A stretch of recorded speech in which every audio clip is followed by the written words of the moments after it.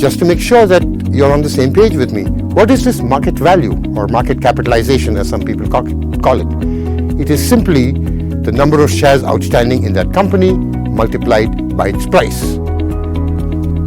That market value for a firm would then be divided by the sum of the market values of all the firms in that index to build the weight for that firm. In India, as in many emerging markets, a number of companies are very heavily promoter-owned. What this means is that when we make that market value calculation, remember it was stock price times the number of shares outstanding. If a promoter owns, say, 75 or 80% of the company, and those shares don't get traded in the market at all, which is almost always the case, then even this market value weighting scheme that we came up with might require some revisiting, shouldn't it? The best practices in the index business, in the index building industry, if you will, is that we use something called free float market capitalization weights. Continuing with our conversation about how indexes are constructed, think for a moment what happens to dividends. Are they included in an index like the NIFTY or the SENSEX? Of course they're not. What the NIFTY and the SENSEX are designed to do is capture the impact of price changes and price changes alone. What happens though is, as an investor, when you own an index or some of the stocks in it, in addition to the capital gain or loss that accrues from changes in the price, there is also a dividend component that accrues to you. In terms of percentages, that dividend component is known as a dividend yield. It is simply a ratio of the dividend to the price of that stock.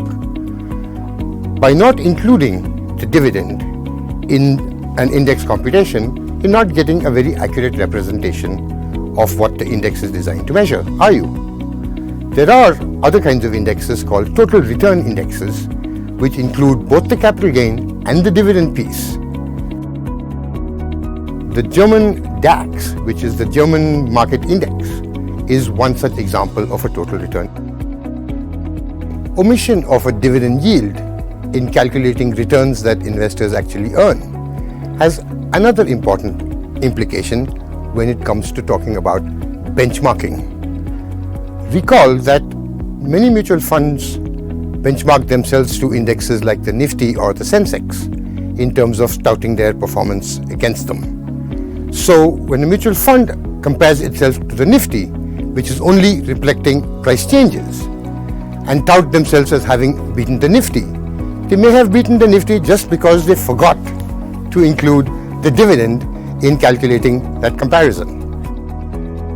Fortunately for you, SEBI, as of recently, as of about a year ago, I think, has required now that mutual funds report a total return benchmark when they are comparing their performance to their peers. Neglecting to include dividends when comparing themselves to a benchmark pales against some of the other games that many mutual fund managers, not just in India but all over the world, play.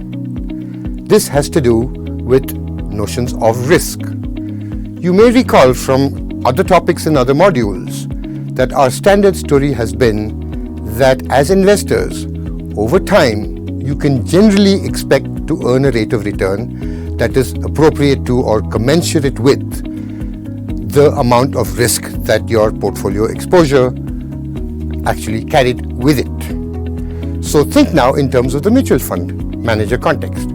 Suppose a mutual fund manager reports the NIFTY or the S&P 500 or some broad index as their benchmark, but ends up in their mutual fund portfolio ends up owning securities that are more riskier than those of the benchmark securities. The performance, if this manager was fortunate enough to earn superior performance to the benchmark, maybe that performance came just because they were exposed to riskier stocks than those in the benchmark. Not adjusting your portfolio and your performance comparisons for that extra additional risk that you took is like an apples to oranges comparison, isn't it? This notion of risk adjusting returns when making comparisons to benchmarks is something that people like me widely prescribe. Mutual fund managers routinely do not want to accept, but it is a game that I want to make sure I draw your attention to as we continue in this series. Figure 1 lists the different types of market indexes available in India. You will notice that there is the NIFTY, there's the Junior NIFTY, which is an index of the next set of market capitalization stocks that are just below the NIFTY. There are other broad-based indexes as well. There are indexes for sectors, banking, IT, infrastructure. Some of these indexes are tradable things, that is that they have exchange-traded funds linked to them. Some of them serve purely and simply as indicators of the health or lack thereof of that particular sector of the economy that the indexes themselves represent. Overall, in India, there are nearly 100 different equity market indexes that are available for investors desiring of getting a benchmark, a temperature-taking look at how the Indian economy works.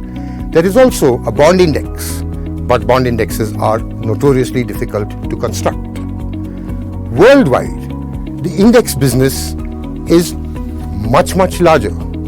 As a case in point, the single largest index provider in the world is an entity called Morgan Stanley Capital Index that offers over 15,000 different indexes for different parts of the globe.